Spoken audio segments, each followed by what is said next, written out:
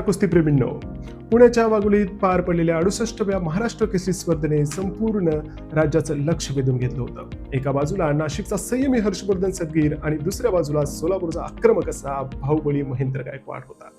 या ऐतिहासिक लढतीत नेमकं काय घडलं, हर्षवर्धनने डबल महाराष्ट्र केसरीचा किताब कसा पटकवला, पाहूया या विशेष व्हिडिओमध्ये. सोलापूरचा बाहुबली महेंद्र गायकवाड त्याच्या आक्रमक शैलीसाठी ओळखला जातो, तर हर्षवर्धन सदगीरने या लढतीत आक्रमक आणि संयमी खेळाचा अचूक मेळ साधला होता. हा सामना 6 मिनिटांच्या 2 फेऱ्यामध्ये खेळवण्यात आला.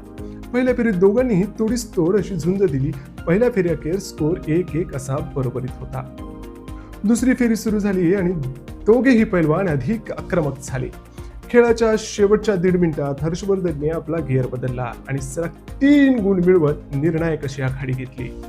महेंद्र गायकवाडनेही शेवटच्या क्षणी 3 गुण मिळवून पुनरागमन करण्याचा प्रयत्न केला, पण वेळ संपल्याने हर्षवर्धनने 4-3 अशा फरकाने विजय मिळवला. या विजयासह हर्षवर्धनने 68व्या महाराष्ट्र केसरीवर नाव कोरलं. हर्षवर्धन सदगीर दुसऱ्यांदा महाराष्ट्र केसरी ठरला आहे. महाराष्ट्राच्या कुस्ती इतिहासात डबल महाराष्ट्र केसरी होणारा तो 7वा पैलवान ठरलेला आहे.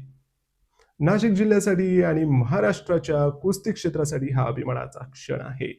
पण पैलवान महेंद्र गायकवाडच्या खेळाबद्दल तुमची प्रतिक्रिया काय, आम्हाला कमेंट्समध्ये नक्की सांगा.